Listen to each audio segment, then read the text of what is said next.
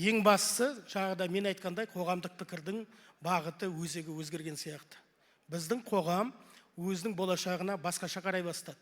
Және осы науқанның бір ерекшелігі жастардың асқан белсенділігі. Бұған жаңа біз айтқан қазақы технологияда бүгін енді көріп отырдық. Таңертең барғаннан бері жұрттың қатысушылардың легі азайған емес. Оның ішінде жас азаматтардың саны көп болды.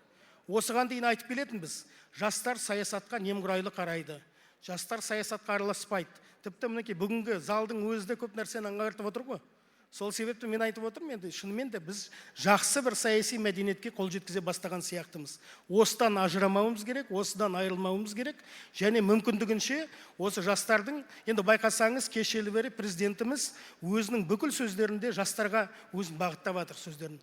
Өйткені мына конституцияда жастарға бағытталған, президенттің бүкіл саясаты ертеңгі сайлау емес, ертеңгі науқан емес, болашақ буындардың, болашақ ұрпақтардың жайдың, солардың болашағын ойлайтын саясаттан туындап жатқан дүниелер.